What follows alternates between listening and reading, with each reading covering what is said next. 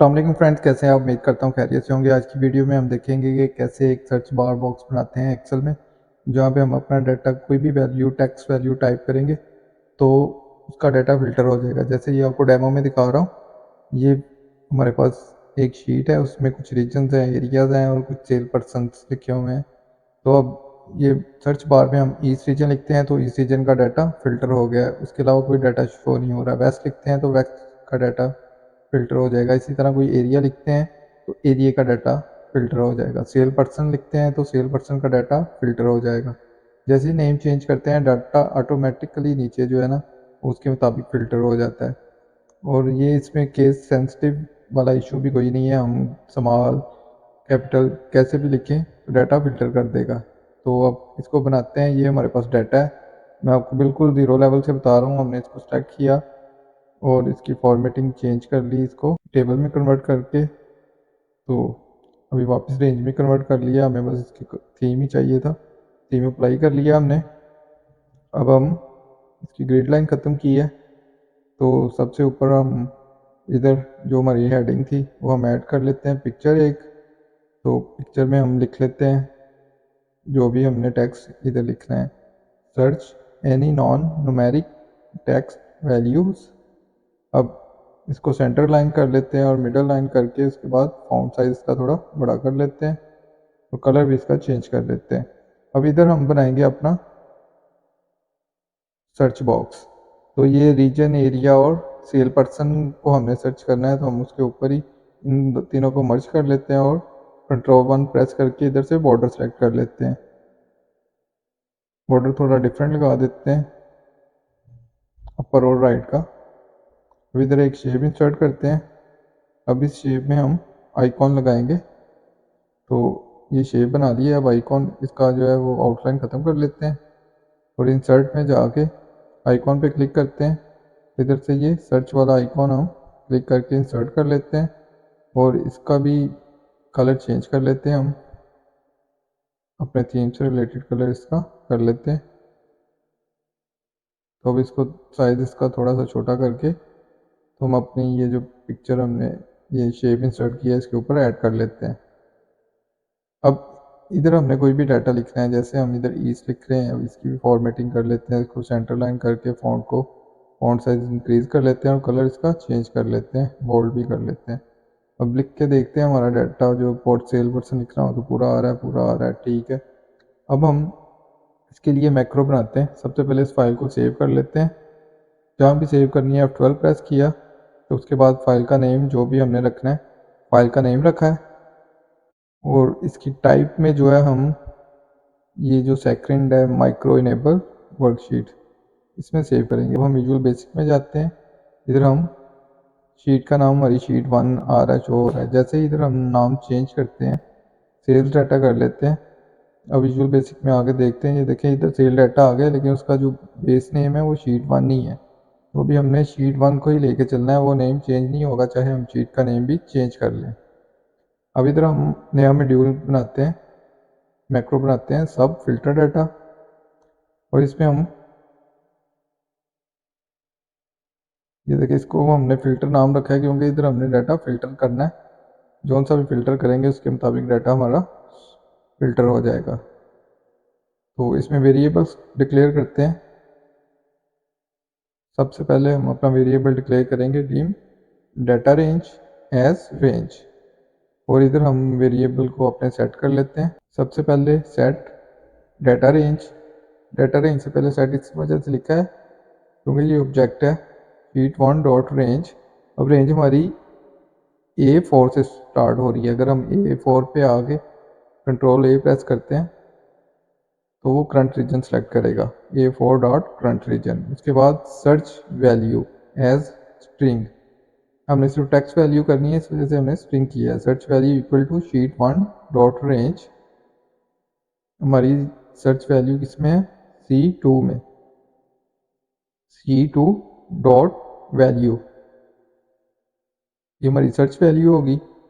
अब हम अगर data range dot auto filter करते हैं तो इससे हमारा फ़िल्टर अप्लाई भी हो जाएगा और फ़िल्टर रिमूव भी हो जाएगा। फिर वक्त हम इसको इसी को अप्लाई करते हैं।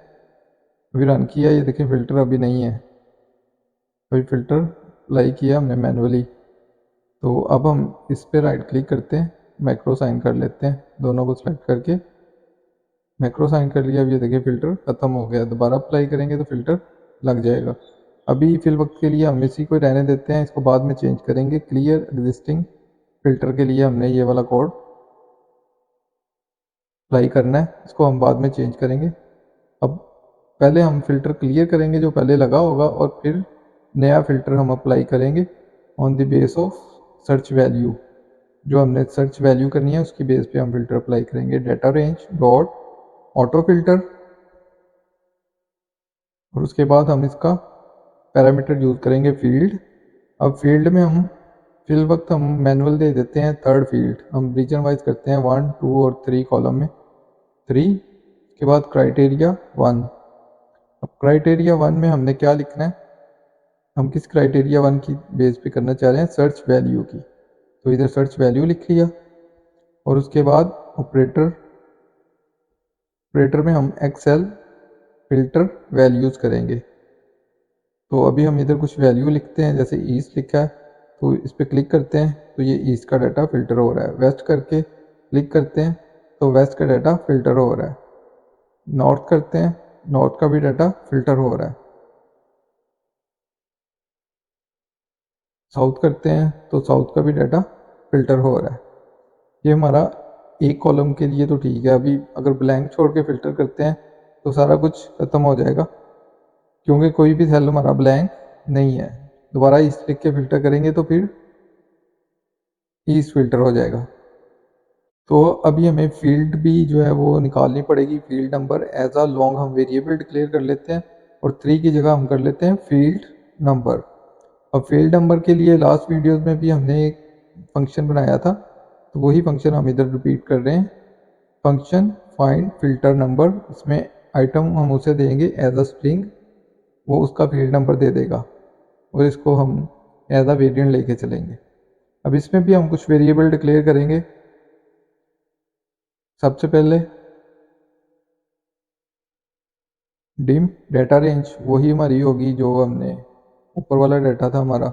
उसके बाद को सेट कर लेते हैं equal to sheet one dot range A four dot current region, और उसके बाद dim found item as range. अब इधर हम फाइंड मेथड यूज करेंगे। डाटा रेंज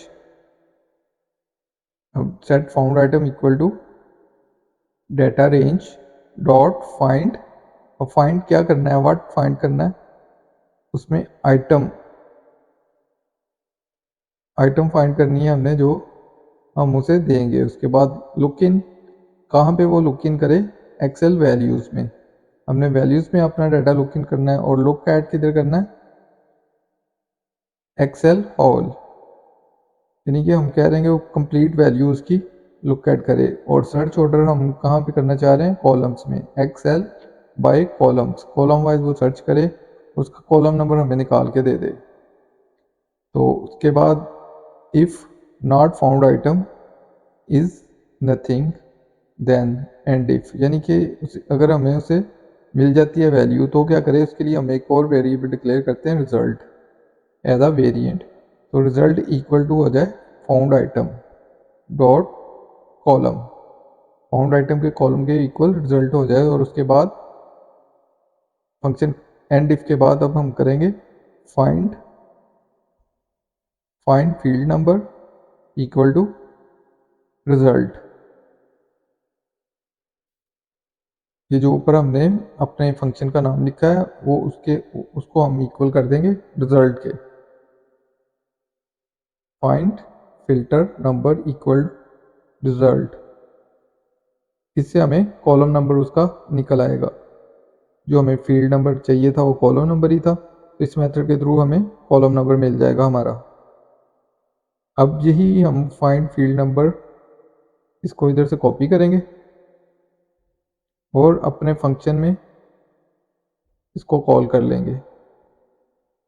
जो अपना मैक्रो बनाया है उसमें इसको कॉल कर लेंगे। ये जो हमने वेरिएबल डिक्लेयर किया था फील्ड नंबर का, और फील्ड नंबर इक्वल टू ये वाला फंक्शन हम इधर अप्लाई करेंगे और आइटम की जगह हम इसे दे देंगे सर्च वैल्यू, क्योंकि सर्च वैल्यू का ही हमें कॉलम नंबर चाहिए। तो इधर से ये उसका कॉलम नंबर लेगा और उसके बाद उसी के मुताबिक उस डाटे को फिल्टर करके हमें दे देगा। अब हम दोबारा वेस्ट करते हैं, सर्च करते हैं, अभी एरर आ रहा है। एरर क्यों आ रहा है? क्योंकि पहले हमने डाटे को पहले फ़िल्टर किया, फिर दोबारा उसको फ़िल्टर कर रहे हैं। तो जो हमने क्लियर फ़िल्टर के लिए हमने ये मेथड अप्लाई किया था, इसको हम चेंज करेंगे। इधर हम साथ में नीचे मेंशन कर देते हैं ऑन एरर रिज्यूम नेक्स्ट, अगर कोई एरर आए तो वो नेक्स्ट पे चला जाए। अब ईस्ट लिख के हमने क्लिक किया मैक्रो पे तो कर रहा है, वेस्ट लिख के करेंगे तो नहीं होगा। ये देखिए वो फ़िल्टर पहले ख़त्म करेगा तो उसमें ईस्ट वेस्ट नॉर्थ सारा कुछ आ जाएगा। दोबारा अगर हम इस पर क्लिक करेंगे तो फिर वेस्ट के मुताबिक सॉर्ट हो जाएगा हमारा डाटा।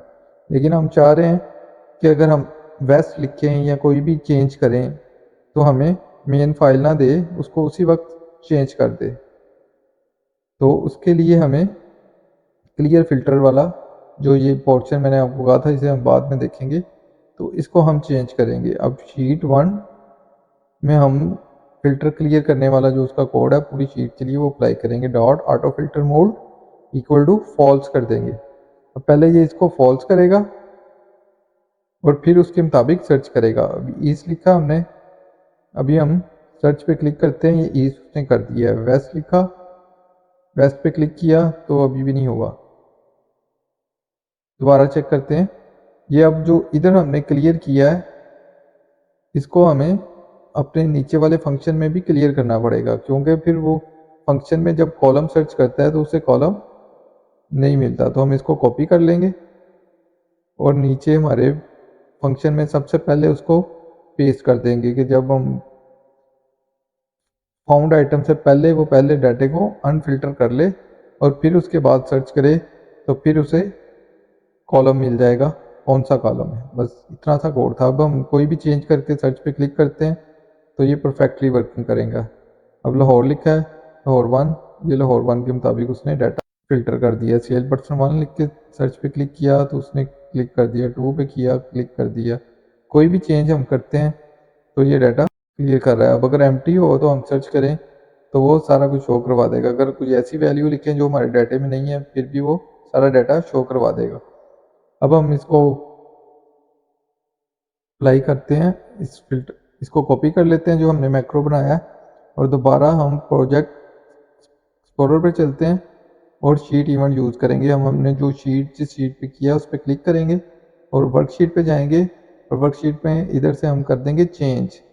जैसे ही वर्कशीट में हम इस तरह सेल दे देंगे कि इस सेल में कोई भी चेंज करें तो ये वाला मैक्रो हमारा रन करे। तो उसके लिए if not intersect target sheet 1 dot range, कौन सी रेंज में हम कह रहे हैं कोई भी चेंज हो, C2 में, C2 is nothing then end if, इसमें कोई भी चेंज हो तो हम अपना मैक्रो कॉल कर लेंगे इधर, कॉल फिल्टर डाटा।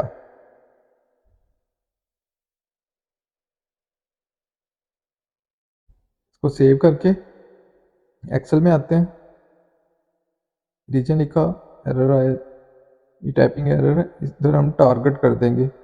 दोबारा सेव करके एक्सेल में चलते हैं, रीजन लिखते हैं, उसके मुताबिक सॉर्ट कर फिल्टर कर रहा है। कोई भी हम वैल्यू अब लिखते हैं तीनों कॉलम में से, वो उसके मुताबिक हमारा डाटा फिल्टर करके दे रहा है।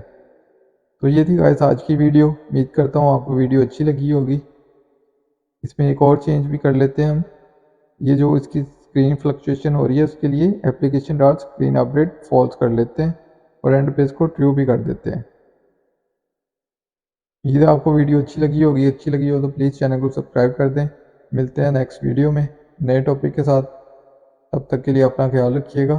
अल्लाह हाफिज़।